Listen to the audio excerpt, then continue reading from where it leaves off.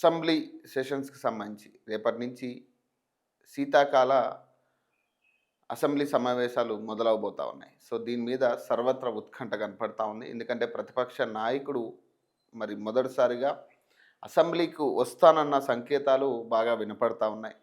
మరి అసెంబ్లీలో ప్రతిపక్ష నాయకుడు మరి 3 రోజులు జరిగితే 3 రోజులు ఉంటాడా, లేదా కేవలం ఆ నీటి హక్కుల గురించి మాట్లాడి మాత్రమే వెళ్తారా అనేది ఇక కొంత సందిగ్ధ కనపడుతుంది. కాకపోతే ప్రతిపక్ష నాయకుడు వస్తున్నారనేది కొంత ప్రజల్లో కొంత ఆశ కనపడతా ఉంది. ఆయన ఏం మాట్లాడబోతున్నారనే అంశం మీద ప్రధానంగా ఆశ కనపడతా ఉంది. ఆయన ప్రజెంట్ ఆయన వచ్చి ఏం ఆధారాలు చూపెడతారు ఈ నదీ జలాల మీద.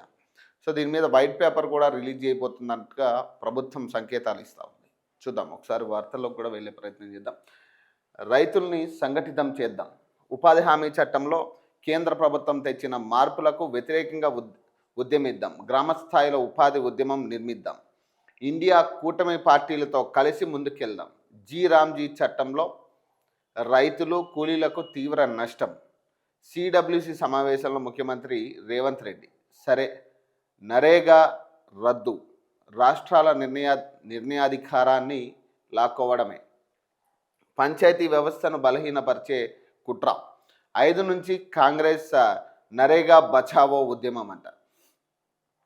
ఇక్కడ విషయం ఏంటంటే వాస్తవానికి ఈ రామ్జీ చట్టంలో అంటే మార్పులు జరిగింది, రైతులకి కూలీలకి నష్టం వాటిల్లే ప్రయత్నం అయితే ఎక్కడ కనపడట్లేదు.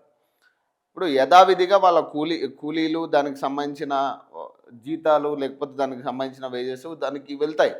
ఇక్కడ ప్రాబ్లం ఏదంటే రాష్ట్ర ప్రభుత్వాన్ని ఇప్పుడు 40% ఏదైతే ఇది వరకు 90% కేంద్ర ప్రభుత్వం ఇచ్చి 10% రాష్ట్ర ప్రభుత్వం భరించేది. సో ఏదైతే ఈ ఉపాధి హామీ పథకానికి సంబంధించి. కానీ ఇప్పుడు ఏమంటుంది కేంద్ర ప్రభుత్వం 60% మేము ఇస్తాం, 40% రాష్ట్ర ప్రభుత్వాలు భరించాలి అంటున్నారు. ఈ 40% అదన బాధ్యత పడబోతూ ఉంది రాష్ట్ర ప్రభుత్వాల మీద. సో అదన అప్పు కాబోతూ ఉంది రాష్ట్ర ప్రభుత్వాలు. ఇది కేవలం రాష్ట్ర ప్రభుత్వాల మీద పడే బర్డెన్ ఇది. సో దీన్ని రైతులకి లేదంటే ఉపాధి హామీ కూలీలకి అంటగట్టాల్సిన అవసరం లేదు. వాళ్ళకు వచ్చే మార్పులు ఏం పెద్ద మార్పులేం కాదు. ఒక పేరు మార్పు తప్పితే ఇక్కడ పెద్ద మార్పు జరిగే పరిస్థితి ఏం లేదు. వాళ్ళకి ఇచ్చే వేతనాల్లో కావచ్చు ఎక్కడా కూడా మార్పులు జరిగే పరిస్థితి, మార్పులు చేస్తామని కానీ ఎక్కడా కూడా కేంద్ర ప్రభుత్వం అనౌన్స్ చేయలే. కేంద్ర ప్రభుత్వం చెప్పేది ఏంటంటే ఇప్పటి వరకు గాంధీజీ పేరు మీద ఉన్న ఈ ఉపాధి హామీని ఈ రామ్జీ పేరు మీద పెట్టబోతున్నాం అనేది వాళ్ళు అనౌన్స్ చేసిన పరిస్థితి. అలాగే రాష్ట్ర ప్రభుత్వాలు ఇప్పటి వరకు 10% ఏదైతే బాధ్యత వహించాయో ఇప్పుడు 40% బాధ్యత వహించాలి అనేది ఇప్పుడు కేంద్ర ప్రభుత్వం డెసిజన్. సో మీరు ప్రభుత్వాలు మాట్లాడుకోవాల్సిన విషయం ఉంది ఇక్కడ. మీరు ప్రభుత్వానికి మీకు ఏదైతే అదనంగా 30% బర్డెన్ వేస్తున్నారో దాని గురించి మీరు మాట్లాడాల్సిన అవసరం ఉంది. కాకపోతే దీన్ని కూలీలకి లేదా ఉపాధి హామీ కూలీలకో రైతులకు అంటగట్టి ఈ ఉద్యమం రైతుల ఉద్యమం అని నిర్మించే ప్రయత్నం చేయొద్దు. రైతుల మీద ఇట్లాంటి అనవసరమైన విషయాలను తీసుకొచ్చి అసలే రైతులు ఆగమైన పరిస్థితి, ఉపాధి కూలీల పరిస్థితి కూడా చాలా ఘోరంగా ఉంది పనులు లేక. మరి ఇలాంటి సమయంలో మరి వాళ్ళ మీద మీరు ఇట్లాంటి బర్డెన్ అంతా మోపి వాళ్ళని ఇన్వాల్వ్ చేసి వాళ్ళకి సంబంధం లేని వాటిని ఇన్వాల్వ్ చేయాల్సిన అవసరం లేదు. ప్రభుత్వాలు మీరు తేల్చుకోండి, మీరు ఏం మాట్లాడుకుంటారు. మరి 30% ఇస్తామంటారా, లేదా 20%కి పరిమితం చేసుకుంటారా, లేదా మళ్ళీ గతంలో 10% ఏదైతే ఇచ్చామో అలాగే కంటిన్యూ అవుదామని మీరు మాట్లాడుకుంటారా. సో మీరు అడగాల్సిన బాధ్యత మీకుంది. సో ఎందుకు ఈ 40% అదన బాధ్యత మాకు ఎందుకు చేస్తున్నారు?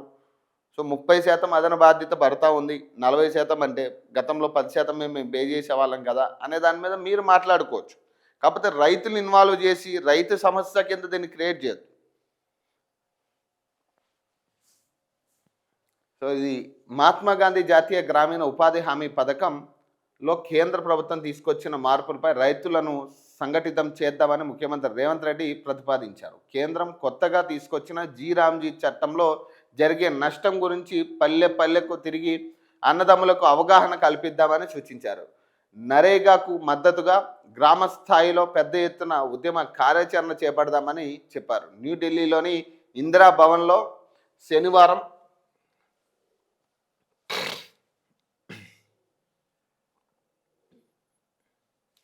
శనివారం జరిగిన కాంగ్రెస్ వర్కింగ్ కమిటీ సిడబ్ల్యూసి సమావేశంలో ఆయన మాట్లాడుతూ కేంద్రంలోని బీజేపీ ప్రభుత్వం పేదల మధ్యతరగతి జీవితాన్ని చిన్నాభిన్నం చేసేలా వ్యవహరిస్తుందని మండిపడ్డారు. నరేగా స్థానంలో కేంద్రం కొత్తగా తీసుకొచ్చిన జీరామ్జీ చట్టంలో దేశంలో రైతులపై తీవ్ర ప్రభావం చూపుతుంది. ఇది దేశంలోని వ్యవసాయ కార్మికులు, పేద రైతులు, కూలీలకు తీవ్ర నష్టం కలిగిస్తుంది. కోట్లాది మంది గ్రామీణ వ్యవసాయ కార్మికులు, ఇతర పేదలకు భరోసాగా ఉన్న ఉపాధి హామీ చట్టాన్ని రద్దు చేయడంతో గ్రామీణ పేదలు పని కోల్పోయే ప్రమాదం ఉంది. నరేగాకు మద్దతుగా కేంద్రం తీసుకొచ్చిన కొత్త చట్టానికి వ్యతిరేకంగా రైతులను సంఘటితం చేయాల్సిన అవసరం ఉందని ముఖ్యమంత్రి రేవంత్ రెడ్డి అభిప్రాయపడ్డారు. దేశంలో 9 రాష్ట్రాల్లో ఇండియా కూటమిలోని విపక్ష పార్టీలు అధికారంలో ఉన్నాయని, వారందరినీ కలుపుకొని వెళ్తూ నరేగాకు మద్దతుగా పెద్ద ఎత్తున ఉద్యమించాలని సూచించారు. ఇప్పుడు ఇక్కడ విషయం ఏంటంటే, ఇప్పుడు మీరు ఏదైతే సంఘటితం చేద్దాం రైతుల్ని, లేకపోతే ఈ ఇండియా కూటమికి సంబంధించిన అన్ని పార్టీలని కూడా కలుపుకుని పోదామని ఏదైతే మాట్లాడుతూ ఉన్నారో, తెలంగాణ విషయానికి వస్తే ముఖ్యంగా ఒక పక్క యూరియా ఇబ్బందులు చాలా ఉన్నాయి. పాపం రైతులు ఇప్పటికీ కూడా దాని మీద చాలా ఇబ్బందులు పడుతూ ఉన్నారు. మేము ప్రతిరోజు లైవ్లో మాట్లాడుతూనే ఉన్నాం ఈ యూరియా కష్టాల మీద. మరి వీటి గురించి మరి ఎప్పుడు ఉద్యమం చేయాలని కానీ, లేదా కేంద్ర ప్రభుత్వం మాకు యూరియా పంపించట్లేదని కానీ, కనీసం దీని మీద స్పందించిన ముఖ్యమంత్రి ఇప్పుడు అక్కడికి పోయి, ఇప్పుడు ఢిల్లీ స్థాయి నుంచి ఇండియా కూటమిని కలుపుకుని, ఇండియా కూటమి పార్టీలన్నీ కలుపుకుని ఓ నగారా మోగించాలి, లేదా ఈ ఏదైతే కొత్త ప్రతిపాదన కేంద్ర ప్రభుత్వం తీసుకొచ్చిందో ఉపాధి హామీలకు సంబంధించి, దీని మీద మేము వ్యతిరేకంగా పోరాడాలి, ఉద్యమాన్ని నిర్మించాలని పెద్ద పెద్ద మాటలు అక్కడ మాట్లాడుతున్నప్పుడు, మరి రాష్ట్రంలో ఇన్ని సమస్యలు రైతుకి సంబంధించి జరుగుతున్నప్పుడు మరి ఎక్కడ దీని మీద మాట్లాడలేదే ముఖ్యమంత్రి? అంత రైతుల మీద మనకు ప్రేమ ఉన్నప్పుడు మరి రాష్ట్రంలో కూడా మీరు ఒక ఉద్యమాన్ని నిర్మించండి. యూరియా కష్టాలు ఎందుకు వాటిల్లుతున్నాయి? పత్తి ఎందుకు కొనుగోలు కావట్లేదు? అసలు రైతు ఒక్క పంట కూడా పండించలేని పరిస్థితి ఎందుకు వచ్చింది? అసలు ఎంతవరకు మనం న్యాయం చేస్తున్నాం రైతులకి? బోనస్ అనేది పక్కన పెట్టండి, అసలు గిట్టుబాటు ధర ఇస్తున్నామా లేదా? దీని మీద మాట్లాడే ప్రయత్నం చేయాలి. ఇప్పుడు ఫస్ట్ రాష్ట్రం సంగతి చూసుకున్న తర్వాత కేంద్రంలో కొట్లాడతారా, లేకపోతే వేరే చోట్ల కొట్లాడతారా అనేది మీ ఇష్టం. ముందు రాష్ట్రంలో రైతుల పరిస్థితి ఏందనేది ఆలోచించేవాడు లేడు. కానీ ఇప్పుడు ఢిల్లీకి పోయి ఢిల్లీ నుంచి యావత్ ఇండియాలో ఉన్న రైతుల గురించి ఆలోచించే పరిస్థితి ఉంది ఈరోజు. ఇండియా కూటమి ఎక్కడెక్కడ ఉందో, ఇండియా కూటమి పార్టీలు ఎక్కడెక్కడైతే ఉన్నాయో ఆ ప్రాంతాల్లో ఉన్న రైతుల గురించి మాత్రం రేవంత్ రెడ్డి ఆలోచిస్తూ ఉన్నాడు. కానీ తెలంగాణలో ఉన్న రైతాంగం గురించి కానీ, రైతుల కష్టాల గురించి కానీ ఏనాడు కూడా ప్రెస్ మీట్లో మాట్లాడిన పరిస్థితి లేదు.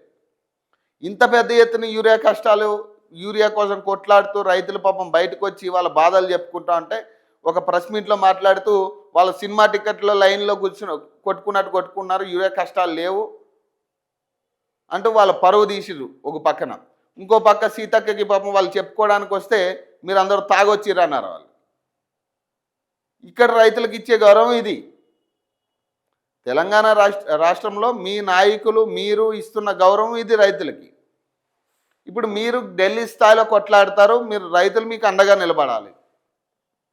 అంటే మీ అవసరం వచ్చినప్పుడేమో రైతులు మీకు అండగా ఉండాలి, మీకు అవసరం లేనప్పుడేమో వాళ్ళు తాగుబోతులు అవుతారు, సినిమా టికెట్ల కోసం కొట్టుకునే వాళ్ళు అవుతారు, ఇంకేదైనా అవుతారు.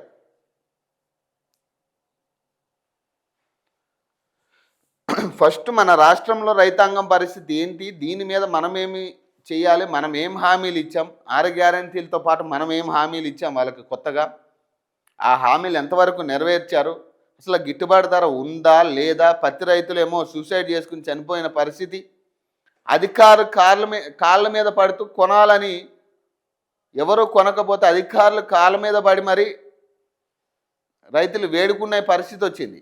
కనీసం వాటికి స్పందించని ముఖ్యమంత్రి, ఇక్కడ ఏ సమస్య మీద స్పందించని ముఖ్యమంత్రి ఇప్పుడు అక్కడికి పోయి ఇట్లాంటి మాటలు మాట్లాడడం అనేది తెలంగాణ ప్రజలకు అవమానం. ఇది A11గా అల్లు అర్జున్ అంట, సందే థియేటర్ తొక్కిసలాట ఘటనపై పోలీసులు ఛార్జ్షీట్ అంట, యాజమాన్యం నిర్లక్ష్యం, అల్లు అర్జున్ రాకతోనే ఘటన, A1 A2గా థియేటర్ యాజమాన్యం నిర్వాహకులు. నిందితులు మొత్తం 23 మంది. A11గా చేర్చిరట Allu Arjun. Pushpa 2 cinema premiere show సందర్భంగా సంధ్య థియేటర్ వద్ద తొక్కిసలాట ఘటనపై చిక్కట్పల్లి పోలీసులు న్యాయస్థానంలో ఛార్జ్షీట్ దాఖలు చేశారు. ఆ ఘటనలో మహిళ మృతి, ఆమె కుమారుడు జీవోత్సవంగా మారడంతో థియేటర్ యాజమాన్యం నిర్లక్ష్యంతో పాటు అల్లు అర్జున్ రాక కూడా కారణమంటూ ఆయన్ను A11గా చేర్చారు. ఈ మేరకు ఛార్జ్షీట్లో 23 మంది నిందితుల పేర్లు చేర్చారు. ఈ నెల 24నే కోర్టులో ఈ ఛార్జ్షీట్ దాఖలు చేసిన ఆ వివరాలు శనివారం వెల్లడించారు. ఛార్జ్షీట్లో పోలీసులు పేర్కొన్న వివరాల మేరకు గత ఏడాది డిసెంబర్ 4న రాత్రి ఆర్టీసీ క్రాస్ రోడ్స్లోని సంధ్యా 70mm థియేటర్లో పుష్ప 2 సినిమా ప్రీమియర్ షో వేశారు.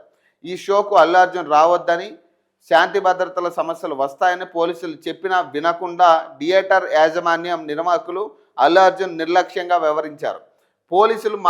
పోలీసుల మాట లెక్క చేయకుండా ప్రీమియర్ షోకు అల్లు అర్జున్ రావడం, థియేటర్కు కొంత దూరం నుంచే ఓపెన్ టాప్ జీపులో అభిమానులకు అభివాదం చేయడం, బౌన్సర్లు, ప్రైవేట్ సెక్యూరిటీ, సాధారణ ప్రజలు, అభిమానులు నెట్టివేయడంతో తొక్కిసలాట జరిగింది. వందలాది మంది ఒకరిపై ఒకరు పడిపోవడంతో రేవతి అనే ప్రేక్షకురాలు చనిపోయారు. ఆమె కుమారుడు శ్రీతేజ్ అపస్మారక స్థితిలో చేరారు. ఇప్పటికీ బెడ్ మీదనే చికిత్స పొందుతున్నాడు. ఈ ఘటనలో థియేటర్ నిర్వాహకులతో పాటు అల్లు అర్జున్, బౌన్సర్లు, ప్రైవేట్ సెక్యూరిటీ గార్డులు అరెస్టు చేసి జైలుకు తరలించమని పోలీసులు ఛార్జ్షీట్లో పేర్కొన్నారు. తొక్కిసలాట ఘటనపై ముమ్మరంగా దర్యాప్తు చేశామని, 50 మంది సాక్షులను విచారించామని చిక్కట్పల్లి ఏసీపీ రమేష్ తెలిపారు. అల్లు అర్జున్ సహా 23 మంది ఈ దుర్ఘటనకు బాధ్యులను గుర్తించామని చెప్పారు. థియేటర్ యాజమాన్యం నిర్వాహకులను A1 A2గా, అల్లు అర్జున్ను A11గా చేర్చామని తెలిపారు. మొత్తంగా థియేటర్ యాజమాన్యం సిబ్బంది 10 మంది, 8 మంది బౌన్సర్లు, అల్లు అర్జున్, ఆయన వ్యక్తిగత సిబ్బంది నలుగురు నిందితుల్లో ఉన్నారని వివరించారు. నిందితులు సాక్ష్యాల వాంగ్మూలాలు అలాగే బలమైన ఆధారాలతో ఛార్జ్షీట్ దాఖలు చేశామని వెల్లడించారు. నిందితులపై ఐపీసీ సెక్షన్ 304 పార్ట్ 2 మరణ సంభవించే అవకాశం ఉందని తెలిసి సంబంధిత చర్యకు పాల్పడడం కింద అభియోగాలు నమోదు చేశామని, నేరం రుజువైతే నిందితులకు 10 ఏళ్ల వరకు జైలు శిక్ష పడే అవకాశం ఉంటుందని తెలిపారు. మరి ఇప్పుడు ఇంత ఘటన జరిగింది, అప్పట్లో ఆయన అరెస్ట్ చేసి జైలుకి తీసుకెళ్ళి ఇబ్బంది పెట్టే ప్రయత్నం జరిగింది కదా. మరి ఆ తర్వాత కూడా మీరు బెనిఫిట్ షోస్కి, పవన్ కళ్యాణ్ షోస్కి, తర్వాత బాలకృష్ణ షోస్కి, లేకపోతే మిగతా చాలా తర్వాత రిలీజ్ అయిన చాలా పెద్ద పెద్ద సినిమాలకు మళ్ళీ బెనిఫిట్ షోస్ ఇచ్చారు కదా, ప్రీమియర్ షోస్. అంటే ఇక్కడ అర్థం ఏంటి? ఇప్పుడు ఏదైనా సంఘటన జరిగితేనేమో ఇంతవరకు పోతుంది, ఎవడైనా చనిపోతే అప్పుడు రియాక్ట్ అవుతారా మీరు? మరి ఎట్లా మీరు పవన్ కళ్యాణ్ సినిమాకి ఈడ బెనిఫిట్ షోకి ఎట్లా ఇచ్చారు మీరు? ఇప్పుడు పవన్ కళ్యాణ్ సినిమాకి, బాలకృష్ణ సినిమాకి ఇక్కడ బెనిఫిట్ షోలు ఎందుకు ఇచ్చారు? మరి ఇంత పెద్ద ఇష్యూ జరిగినాక టికెట్ రేట్లు పెంచమని చెప్పారు. అదే రోజు ఆ తర్వాతే గవర్నమెంట్ అధికారులు బయటకు వచ్చి అనౌన్స్ చేశారు, అసలు టికెట్ రేట్లు మళ్ళీ పెంచే అవకాశం లేదు, ఎవరికి ఛాన్స్ ఇవ్వం, ప్రీమియర్ షోస్కి ఛాన్స్ ఇవ్వమని చెప్పారు. ఇప్పటికీ కూడా అది కంటిన్యూ అవుతానే ఉంది కదా. అసలు మీరు పర్మిషన్ ఇవ్వబట్టే కదా ఆ రోజు ప్రీమియర్ షో పడింది. ఇప్పుడు ఆ రోజు ప్రీమియర్ షో ఎవరు పర్మిషన్తో పడింది ప్రీమియర్ షో? అసలు గవర్నమెంట్ దానికి పర్మిషన్ ఇవ్వకుంటే అక్కడ ప్రీమియర్ షో లేకుండే, లేదా అల్లు అర్జున్ A2 కింద పెట్టండి. ఆయన వల్ల జరిగింది ఇది. ఇప్పుడు రావద్దన్నా కూడా మరి ఎట్లా వస్తాడు అక్కడికి? మళ్ళీ అయినా కూడా మీరు మళ్ళీ సిగ్గు లేకుండా మళ్ళీ అదే ప్రీమియర్ షోలు కంటిన్యూ చేస్తూ ఉన్నారు. అంటే ఇంకెవడైనా చనిపోయాక, లేకపోతే ఎవరైనా పిల్లలకి ఇట్లాంటి గతి పట్టినాక అప్పుడు మారుతారు మళ్ళీ మీరు. అప్పుడు మళ్ళీ మీలో ఉన్న మానవత్వం బయటకు వస్తుంది. మరి ఎట్లా ప్రీమియర్ షోస్కి ఎట్లా అవకాశం ఇస్తూ ఉన్నారు మీరు? పెద్ద పెద్ద హీరోలు ప్రీమియర్ షోలు పెడతా ఉన్నారు, అర్ధరాత్రి పాటలు. మళ్ళీ ఎక్కడైనా ఏదైనా ఇన్సిడెంట్ జరిగితే ఏంటి పరిస్థితి? 2 ATMల నుంచి 39 లక్షల చోరీ అంట. గ్యాస్ కట్టర్లతో ATMలు తెరిచిన దొంగలు. నిజామాబాద్ ఉదయం 3 నుంచి 4 గంటల మధ్య అంట. ఒక్క ATM నుంచి 13 లక్షలు, మరొక దాని నుంచి 26 లక్షలు చోరీ అంట. 5 ప్రత్యేక బృందాలతో పోలీసులు గాలింపట. బా! నిజామాబాద్ జిల్లా కేంద్రంలో దొంగలు బీభత్సం సృష్టించారు.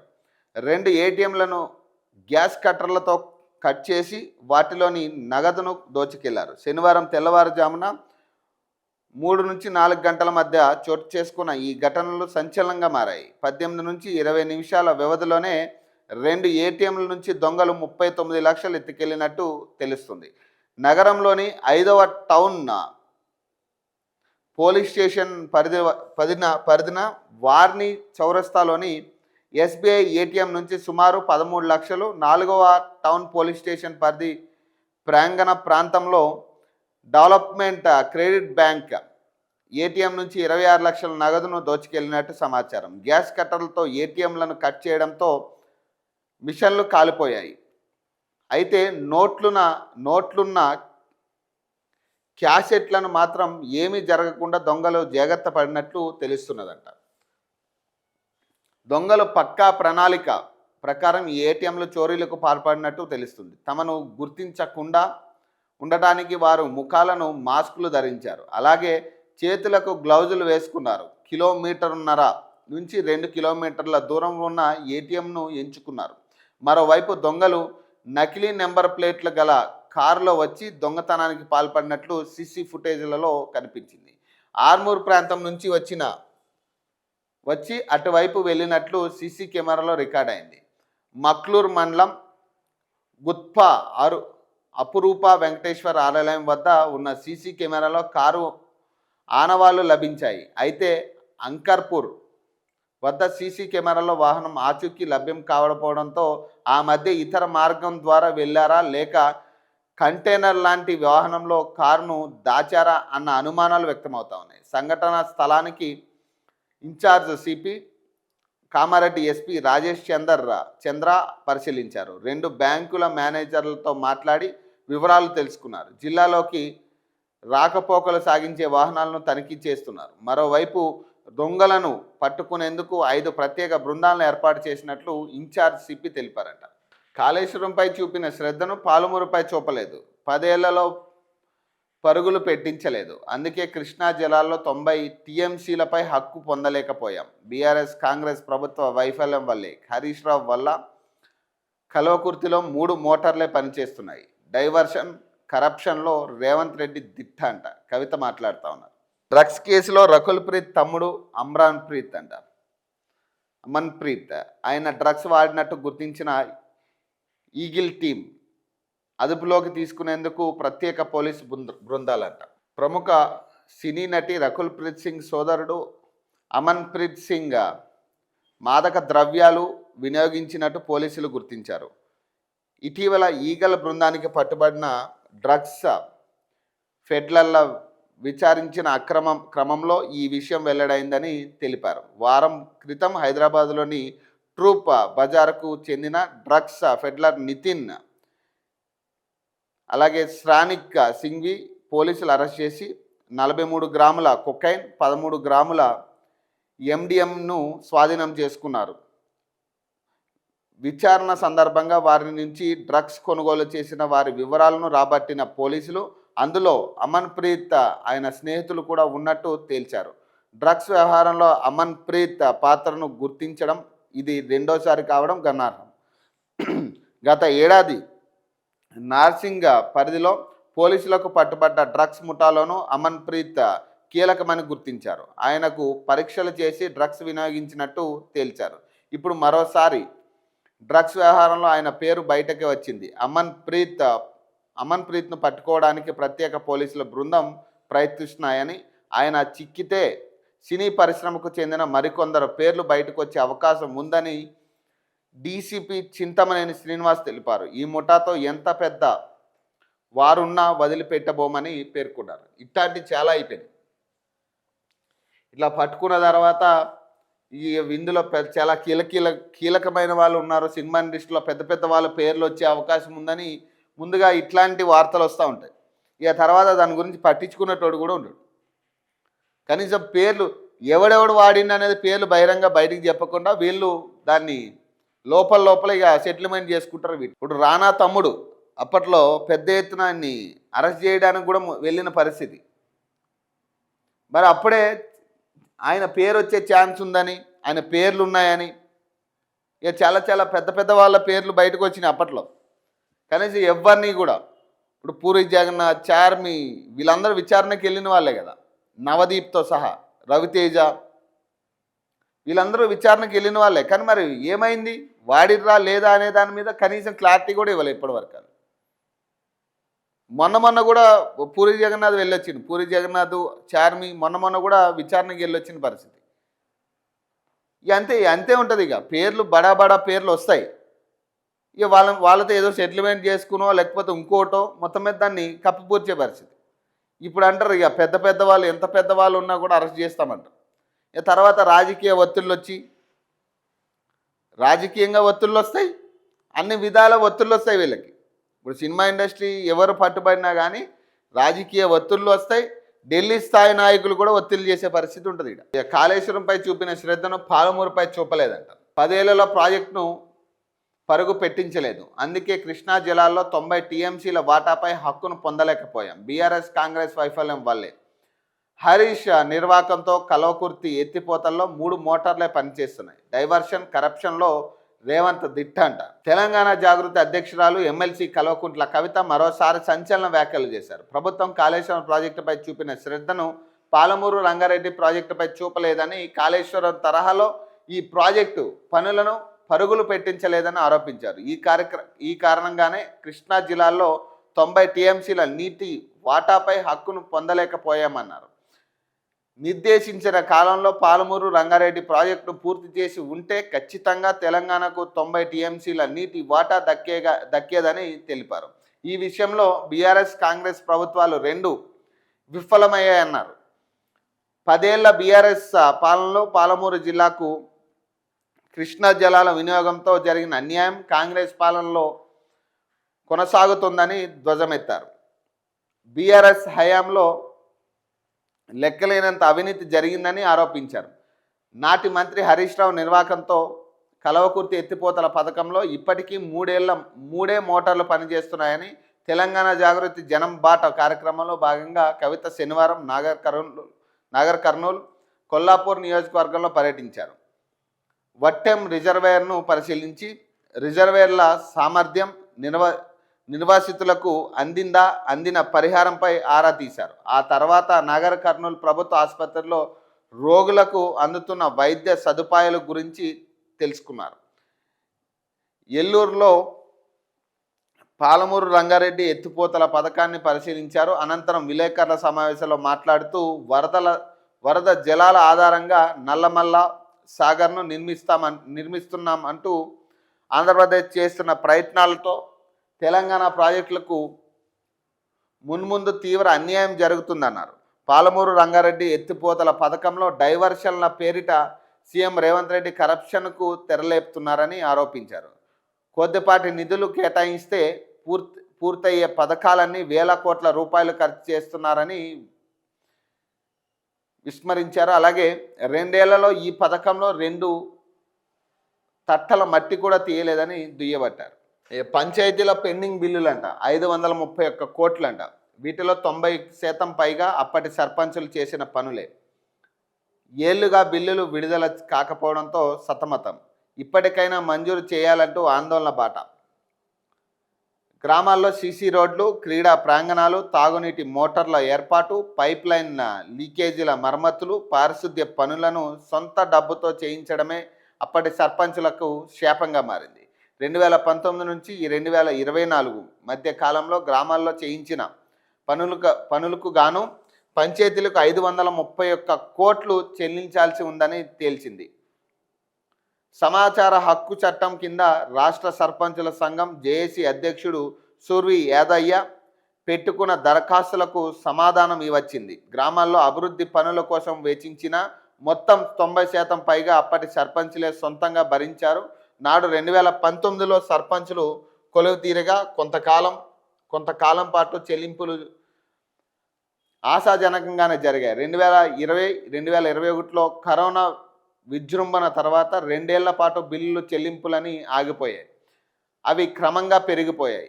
పాలక వర్గాలు గడువు ముగిసే నాటికి 531 కోట్లకు చేరాయి. ఇందులో 500 కోట్ల దాకా సర్పంచ్లు సొంతంగా వెచ్చించిన నిధులేనని తెలుస్తుంది. గ్రామాల్లో కొత్త పాలక వర్గాలు కొలువుదీరిన నేపథ్యంలోనైనా పాత బిల్లులు విడుదల చేయాలని డిమాండ్తో ఆందోళన బాట పట్టేందుకు మాజీ సర్పంచులు సిద్ధమవుతున్నారు. ఈ నెల 29న చెలో అసెంబ్లీ నిర్వహించేందుకు ప్రణాళికలు సిద్ధం చేసుకుంటున్నారు. చెలో అసెంబ్లీ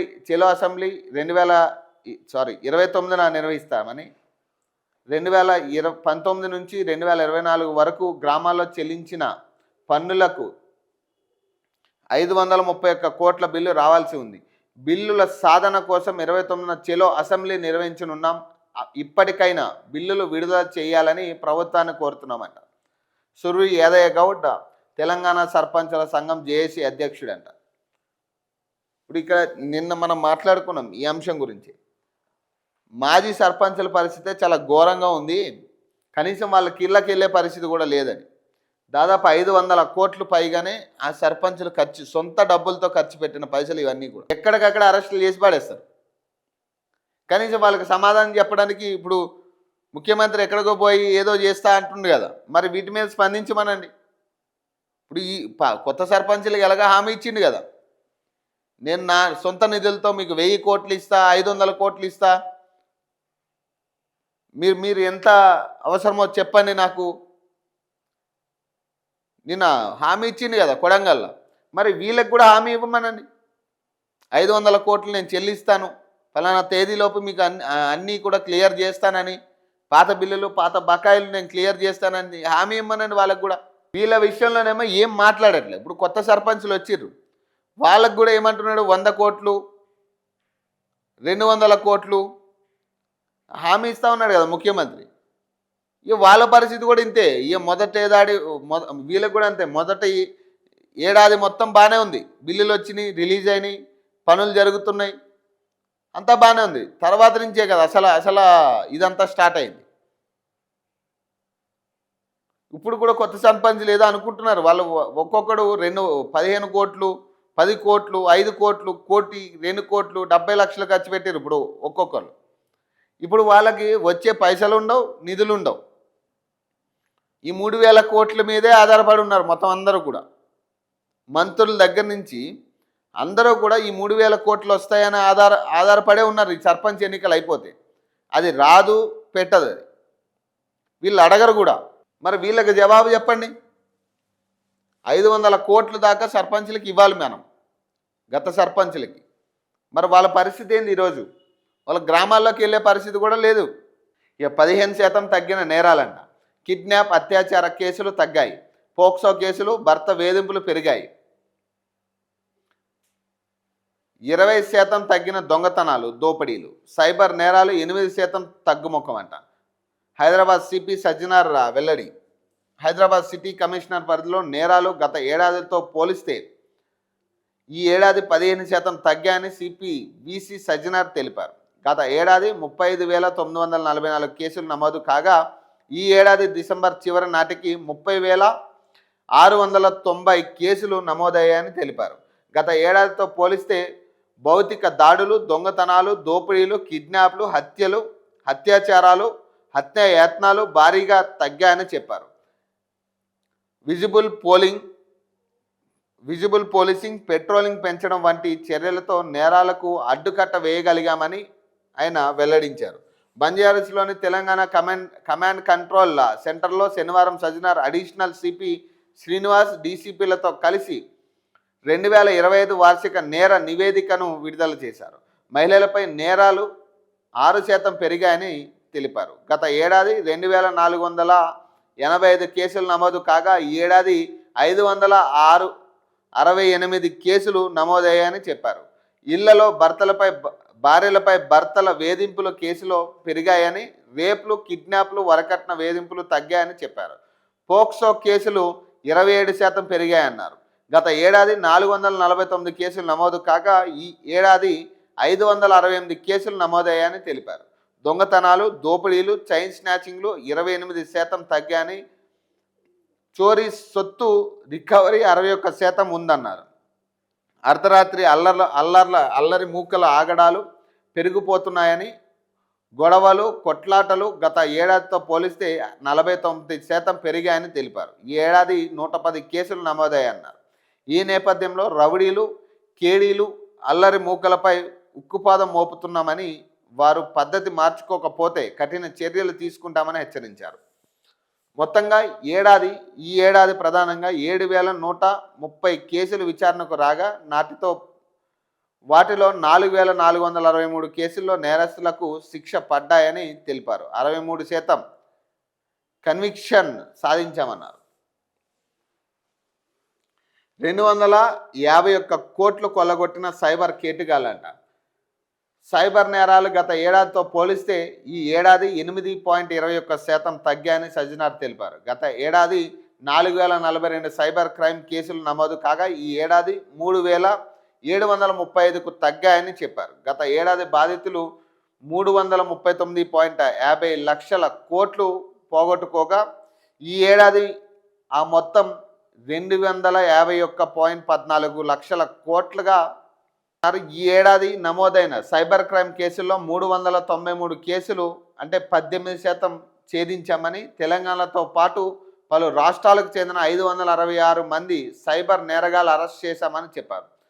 స్తంభింపజేసిన ఖాతాల నుంచి 30.5 కోట్లను బాధితుల ఖాతాలో జమ చేశామన్నారు. కొత్త ఏడాది కుటుంబంతో ఉంటారా, జైల్లో గడుపుతారా? న్యూ ఇయర్ వేడుకల సందర్భంగా రాత్రి 7 నుంచి ఉదయం 3 గంటల వరకు ప్రత్యేక తనిఖీలు నిర్వహిస్తామని సజ్జనార్ తెలిపారు. కొత్త ఏడాది సందర్భంగా కుటుంబ సభ్యులతో గడపాలా లేక జైల్లో గడపాలా అన్న నిర్ణయం మీ చేతుల్లోనే ఉందని మందుబాబులకు సూచించారట. వర్కింగ్ జర్నలిస్టులను విభజించొద్దు. డెస్క్ జర్నలిస్టుల ఫెడరేషన్ ఆఫ్ తెలంగాణ అక్రిడేషన్లు మీడియా కార్డుల పేరుతో వర్కింగ్ జర్నలిస్టులను విభజించొద్దని డెస్క్ జర్నలిస్టుల ఫెడరేషన్ ఆఫ్ తెలంగాణ రాష్ట్ర అధ్యక్షుడు బాదిని ఉపేంద్ర, ప్రధాన కార్యదర్శి ఎస్కే మస్తాన్ ప్రభుత్వాన్ని కోరారు.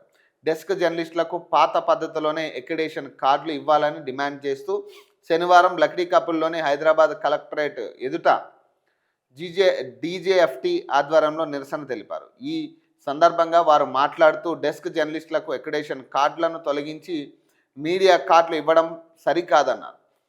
జీవో నెంబర్ 252ను సవరించాలని, sports, cinema, features, web, culture, business కార్టూనిస్టులను గతంలో లాగా అక్రిడేషన్ కార్డులు ఇవ్వాలని డిమాండ్ చేశారు. అనంతరం అడిషనల్ కలెక్టర్ కదిరవన్కు వినతి పత్రం అందజేశారు. కార్యక్రమంలో సంఘం ఉపాధ్యక్షులు కేవి రాజారాం, కోశాధికారి నిసర్, జాయింట్ సెక్రటరీ విజయ తదితరులు పాల్గొన్నారు. కాగా డీజీఎఫ్టీ చేపట్టిన కార్యక్రమానికి టీడబ్ల్యూజేఎఫ్ ప్రధాన కార్యదర్శి బిసవ పున్నయ్య, రాష్ట్ర నాయకులు రాజశేఖర్, హెచ్యూజే వర్కింగ్ ప్రెసిడెంట్ నవీన్, కార్యదర్శి జగదీష్తో పాటు ఎస్జాట్ తదితరులు జర్నలిస్టుల సంఘాలు నాయకులు పాల్గొని మద్దతు ప్రకటించారు. టీడబ్ల్యూజేఎఫ్ వినతి: జర్నలిస్టుల మధ్య విభజన సరికాదని శనివారం హైదరాబాద్లోని సమాచార భవన్లో స్పెషల్ కమిషనర్ సిహెచ్ ప్రియాంక సచివాలయంలో ముఖ్యమంత్రి సిపిఆర్ఓ గుర్రం మల్సూర్ను వేర్వేరుగా టీడబ్ల్యూజేఎఫ్ నాయకులు కలిసి విన్నవించారు. ఈ సందర్భంగా జీవో నెంబర్ 252 తాజా పరిష్కారాలపై చర్చించారు. సమాచార శాఖ మంత్రి పొంగులేటి శ్రీనివాసరెడ్డితో మాట్లాడి వర్కింగ్ జర్నలిస్టులకు నష్టం జరగకుండా చొరవ తీసుకుంటానని సిపిఆర్ఓ మల్సూర్ హామీ ఇచ్చినట్లు నాయకులు తెలిపారు. ఈ కార్యక్రమంలో TWJF ad hoc committee convener P Ramachandar, అలాగే ఫెడరేషన్ ప్రధాన కార్యదర్శి బి బసవపున్నయ్య, ఉపాధ్యక్షులు బి రాజశేఖర్, గూడిగ రఘు, కార్యదర్శులు బి జగదీష్, గాండ్ర నవీన్, అరుణ్ కుమార్, కె రామకృష్ణ తదితరులు పాల్గొన్నారు. రాష్ట్రంపై అదనపు భారం అంట 1,500 కోట్లంట. ఉపాధి పనిలో 40% నిధులు రాష్ట్రం భరించాల్సిందే. తాజాగా విబీజీరామ్తో నిబంధనలు మార్పు. పని గ్యారంటీ విధించని కేంద్ర ప్రభుత్వం ఫలితంగా నష్టపోతున్న ఎస్సీ, ఎస్టీ, బీసీలు. కరువు పనిలో 98% పైగా వారే. గతంలో మొత్తం చెల్లింపులు కేంద్రం నుంచే. తెలంగాణలో ఉపాధి హామీ వివరాలు, జాబ్ కార్డులు 51.95 లక్షలు ఉన్నాయట. ఉపాధి హామీ కూలీలు 106.47 లక్షలు ఉన్నాయట. సంవత్సరంలో ఖర్చు చేసేది 4,300 కోట్లంట. కూలీలకు చెల్లించే మొత్తం 2,600 కోట్లట. వర్షాభావ పరిస్థితులున్న వేసవిలో వ్యవసాయ పనులు లేకపోయినా ఊర్లో ఉపాధి పని దొరుకుతుందని ఇప్పటి వరకు అందరూ ధీమాతో ఉన్నారు. కానీ కేంద్ర ప్రభుత్వం తీసుకొచ్చిన కొత్త నిబంధనతో ఇప్పుడు గ్రామాల్లో ఉపాధి పనులు దొరికే పరిస్థితి కనిపించడం లేదు. కేంద్రం కేటాయించిన నిధులకు అనుగుణంగానే పని లభించనుంది. ఫండ్స్ అయిపోతే రాష్ట్ర ప్రభుత్వమే నిధులు భరించాల్సి ఉంటుంది. ఒకవేళ రాష్ట్ర సర్కార్ నిధులు కేటాయించకపోతే పని దొరికే అవకాశం ఉండదు. గతంలో కూలీలు వలసలు పోకుండా, ఆకలి చావులు, ఆత్మహత్యలు చేసుకోకుండా ఉండాలనే ఉద్దేశంతో 2005లో అప్పటి కాంగ్రెస్ ప్రభుత్వ హయాంలో ప్రధాని మన్మోహన్ సింగ్ ఉపాధి హామీని అనంతపురం జిల్లాలో ప్రారంభించారు. ఉపాధి హామీ పనులకు వెళ్ళే వారిలో ఇప్పటికీ 98% పైగా ఎస్సీ, ఎస్టీ, బీసీలే ఉన్నారని ప్రభుత్వ లెక్కలే స్పష్టం చేస్తున్నాయి. వీరిలో 60% పైగా మహిళలే ఉన్నారు. 5 సంవత్సరాల లెక్కలను పరిశీలిస్తే ఉపాధి పనులు ఎస్సీలు 21 నుంచి 22%, ఎస్టీలు 20 నుంచి 21% ఉపయోగించుకుంటున్నారు. వీరిలో 58 నుంచి 63% మంది మహిళలు ఉపాధి పనులకు వెళ్తున్నారు. 2005లో కాంగ్రెస్ ప్రభుత్వం తీసుకొచ్చిన ఉపాధి హామీ స్కీమ్ను ప్రస్తుతం అధికారంలో ఉన్న మోదీ ప్రభుత్వం రద్దు చేసింది. దాని స్థానంలో వికసిత్ భారత్ గ్రామీణ రోజ్గార్ ఆజీవిక మిషన్ అంటే విబీజీ రామ్జీ పేరుతో కొత్త చట్టాన్ని తీసుకొచ్చింది. ఈ స్కీమ్ కింద పనిచేసిన కూలీలకు ఇప్పటి వరకు కేంద్ర ప్రభుత్వమే డబ్బులు చెల్లించేది. ఇక నుంచి కేంద్ర ప్రభుత్వం 60% నిధులు ఇస్తే రాష్ట్ర ప్రభుత్వం 40% భరించాల్సి ఉంటుంది. ఇందులో మరో కీలకమైన మార్పు, ఉపాధి ఇప్పటి వరకు హక్కుగా ఉండగా ఆ హక్కును తొలగించారు. అంతేకాకుండా రాష్ట్రం మొత్తం అమలు కాకుండా కొన్ని ఎంపిక చేసి అవసరమైన ప్రాంతాల్లోనే అమలు చేస్తారు. కూలీలు పని కావాలని డిమాండ్ చేసిన వెంటనే పని కల్పించే హక్కు పోతుంది. కేంద్రం కేటాయించిన నిధులు ఖర్చు అయితే ఇక అంతే సంగతులు. ఇక తెలంగాణలో ఉపాధి పథకం కింద పనిచేస్తున్న కూలీలకు ప్రతి సంవత్సరం నేరుగా వారి అకౌంట్లో 2,600 కోట్లు జమ అవుతున్నాయని అంచనా ఉంది. ఉపాధి హామీ పథకాన్ని ఎక్కువగా సద్వినియోగం చేసుకున్న రాష్ట్రాల్లో తెలంగాణ, ఆంధ్రప్రదేశ్ ముందున్నాయి. ప్రస్తుతం 2 తెలుగు రాష్ట్రాలు అప్పులు ఊబిలో కొట్టుమిట్టాడుతుంది. ఈ క్రమంలో కేంద్ర ప్రభుత్వం తెచ్చిన నిబంధనలు ఆయా ప్రభుత్వాలపై అదనపు భారాన్ని మోపనుంది. తెలంగాణపై సుమారు 1,500 కోట్లకు పైగా అదనపు భారం పడుతుందని అంచనా వేస్తున్నారట. ఇక ఆధార్ పాన్ లింక్ చేశారా లేదంటే జనవరి 1 నుంచి ఇబ్బందులు తప్పవు. 50,000కు పైగా విత్డ్రా సైతం కుదరదు. అన్ని రకాల ఆర్థిక పనులకు పాన్ తప్పనిసరి, స్పష్టం చేసిన ఆదాయ పన్ను శాఖ. సాధారణంగా పాన్ కార్డు అత్యంత ముఖ్యమైన గుర్తింపు కార్డులో ఒకటి. అనేక ఆర్థిక అవసరాలకు పాన్ కార్డు తప్పనిసరిగా కూడా.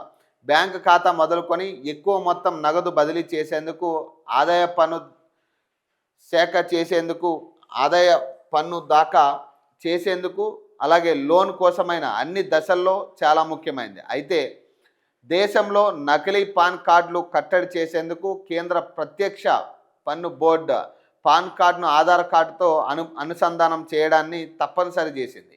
ఆదాయపు పన్ను చట్ట ప్రకారం ఆధార్తో పాన్ కార్డును ఖచ్చితంగా లింక్ చేయాలి. ఈ నేపథ్యంలో గతంలో పాన్ కార్డు తీసుకున్న వారు ఆధార్తో అనుసంధానం చేయడానికి ఈ ఏడాది డిసెంబర్ 31 వరకు గడువు విధించారు. ఆ తేదీలోపు లింక్ ప్రక్రియను పూర్తి చేయకపోతే 2026 జనవరి 1 నుంచి పాన్ కార్డు పనిచేయబోదని, ఫలితంగా ఆర్థిక పరమైన పన్నుల్లో సమస్యలు ఉత్పన్నమవుతాయని సిబిడిటి స్పష్టం చేసింది. 2024 అక్టోబర్ 1కి ముందు ఆధార్ ఐడి ద్వారా పాన్ కార్డు తీసుకున్న వారు పాన్ ఆధార్ అనుసంధానం ప్రక్రియను డిసెంబర్ 31 కంటే ముందుగా పూర్తి చేయాలి. మిగిలిన వారికి 2023లోనే గడువు ముగిసింది. అవి పనిచేయడం లేదు. వాటి కోసం 1000 జరిమానాతో ఆధార్తో లింక్ చేసుకోవచ్చు. డిసెంబర్ 31 గడువులోపు పాన్ ఆధార్ అనుసంధానం చేయడంలో విఫలమైతే జనవరి 1 నుంచి పాన్ పనిచేయదు. ఫలితంగా పన్ను రిటర్నుల కోసం దాఖలు చేయడం కుదరదు. వాపస్ ఇతర ఆర్థిక కార్యకలాపాల్లో ఇబ్బందులు ఏర్పడతాయి. బ్యాంక్ లావాదేవీలు, మ్యూచువల్ ఫండ్స్ వంటి పెట్టుబడులపై ఆర్థిక టీడీఎస్ వర్తిస్తుంది. బ్యాంకులు, పోస్టాఫీసులు 50,000 అంతకంటే ఎక్కువ విలువైన నగదు బదిలీ చేయడం వీలు కాదు. డీమ్యాట్ అకౌంట్ ఓపెన్ చేసేందుకు కేవైసీ ప్రక్రియను పూర్తి చేయడం కుదరదు. బ్యాంకులు లోన్లు ఇవ్వడానికి నిరాకరిస్తాయి. ప్రస్తుత ఆర్బీఐ మార్గాల కాలంగా ప్రకారం ఇన్యాక్టివ్ పాన్ ద్వారా ఆర్బీఐ బాండ్లలో పెట్టుబడి పెట్టే దానికి అనుమతి ఉండదు. సో అనుసంధానం ఎలా? ఆదాయ పన్ను శాఖ పాన్ను ఆధార్తో లింక్ చేయడానికి సులభమైన ఆన్లైన్ పద్ధతిని అందిస్తుంది. ఆదాయ పన్ను అధికారిక పోర్టల్లో పాన్ను ఆధార్తో లింక్ చేయడానికి వెబ్సైట్ ఓపెన్ చేయాలి. హోమ్ పేజ్లో క్లిక్ లింక్స్ కింద లింక్ ఆధార్పై క్లిక్ చేయాలి. పాన్ ఆధార్ నెంబర్లు ఆధార్లో ఉన్న విధంగానే పేరును ఎంటర్ చేయాలి. తర్వాత వ్యాలిడిటీపై క్లిక్ చేయాలి. ఆధార్ రిజిస్ట్రేషన్ మొబైల్ నెంబర్కు వచ్చిన ఓటీపీ నెంబర్ను ఎంటర్ చేయాలి. గతంలో ముగిసిన గడువు తేదీల తర్వాత లింక్ ప్రక్రియ చేస్తుంటే ఈపే ట్యాక్స్ ద్వారా 1000 జరిమానా చెల్లించాల్సి ఉంటుంది. అనంతరం కన్ఫర్మేషన్ మెసేజ్ కనిపిస్తుంది. పోర్టల్లో స్టేటస్ అప్డేట్ అవ్వడానికి సాధారణంగా 3 నుంచి 5 పని దినాలు పడుతుంది. అనుసంధానంగా జరిగిందని నిర్ధారించే కోసం పోర్టల్లో పాన్ ఆధార్ లింక్ స్టేటస్ను తనిఖీ చేసుకోవచ్చట. 1000 రూపాయలు జరిమానా కట్టాలంట. అంటే గతంలో అంటే 2023 నాటికి ఈ ప్రక్రియ కంప్లీట్ అయ్యింది. సో ఆ తర్వాత చేసుకోవాలనుకున్న ఎవరికైనా కానీ 1000 రూపాయలు జరిమానా కట్టాల్సి ఉంటుంది. అప్పుడు గతంలో అయితే ఫ్రీగా చేసారు. 2023 వరకు కూడా ఫ్రీగానే ఈ సేవలు అందించారు. ఇప్పుడైతే ఇక 1000 రూపాయలు జరిమానా అయితే ఇక తప్పనిసరిగా కట్టాల్సి ఉంటుంది ఇక లింక్ కావాలంటే. దిల్ రాజుపై గుర్రు, ఆయన తీరుపై కాంగ్రెస్ సీరియస్. సినీ పరిశ్రమను సమన్వయం చేయట్లేదని మండిపాటు. ఛాంబర్ ఎలక్షన్లో ఓ వర్గానికి సపోర్ట్ ఇవ్వడంపై విమర్శలు. ఎఫ్డీసీ చైర్మన్ పదవిలో ఉండి ఇలా చేయడం ఏంటని అసహనం. ఆయన ప్రత్యర్థి వర్గం సర్కారుకు వ్యతిరేకంగా మారిందని నేతల ఆవేదన. సినీ కార్మికుల సమ్మె టైంలో దిల్ రాజుపై సీఎం రేవంత్ ఆగ్రహం అంట. ఫిలిం డెవలప్మెంట్ కార్పొరేషన్ చైర్మన్, సినీ నిర్మాత దిల్ రాజుపై కాంగ్రెస్ పార్టీ సీరియస్గా ఉన్నట్లు తెలుస్తున్నది. చైర్మన్ హోదాలో ఆయన పరిశ్రమను సమన్వయం చేయాల్సిన బాధ్యతను మరిచి ఓ వర్గానికి అనుకూలంగా వ్యవహరించడంపై హస్తం పార్టీ ఫైర్ అవుతున్నట్లు సమాచారం. ప్రభుత్వ ప్రతినిధిగా ఉండి ఫిలిం ఛాంబర్ ఎలక్షన్లో ఓ వర్గానికి సపోర్ట్ చేస్తున్నారని, దీంతో ఆయన ప్రత్యర్థి వర్గం మొత్తం సర్కారుకు వ్యతిరేకంగా మారిందని కాంగ్రెస్ లీడర్లు ఆవేదన వ్యక్తం చేస్తున్నారు. నేడు film chamber of commerce elections జరగనున్నాయి. ఎప్పుడూ లేని విధంగా ఈసారి పెద్ద నిర్మాతలు వర్సెస్ చిన్న నిర్మాతలుగా విడిపోయారు. తమ సినిమాలకు పెద్ద నిర్మాతలు థియేటర్లు ఇవ్వకుండా అడ్డుకుంటున్నారని ఆరోపిస్తూ చిన్న నిర్మాతలు వారికి వ్యతిరేకంగా బరిలో ఉన్నారు. దీంతో ఏ వర్గం ఈసారి ఛాంబర్ ఎన్నికల విజయం సాధిస్తుందనేది ఆసక్తిగా మారింది. ప్రోగ్రెసివ్ ప్యానల్కు అల్లు అరవింద్, సురేష్ బాబు, దిల్ రాజు బలపరుస్తుండగా మన ప్యానల్కు చిన్న నిర్మాతలైన సి కళ్యాణ్, ప్రసన్న కుమార్, చేదలవాడ శ్రీనివాసరావు సపోర్ట్గా ఉన్నారు. సమాన దూరంలో ఉంటే హుందాతనమాట. దిల్ రాజు ఓ వర్గానికి అనుకూలంగా మరో వర్గానికి వ్యతిరేకంగా ఉండడం సరికాదనే అభిప్రాయాలు వ్యక్తమవుతున్నాయి. ప్రభుత్వ ప్రతినిధిగా 2 వర్గాలను సమాన దూరంలో ఉంటే హుందాగా ఉండేదనే చర్చ కాంగ్రెస్ వర్గాల్లో ఉంది. అలా కాకుండా కేవలం ఓ వర్గానికి అనుకూలంగా ఉండడంతో పరిశ్రమలోని మరో వర్గానికి ప్రభుత్వానికి వ్యతిరేకంగా తయారు చేశారని కాంగ్రెస్ నేతలు ఆరోపిస్తున్నారు.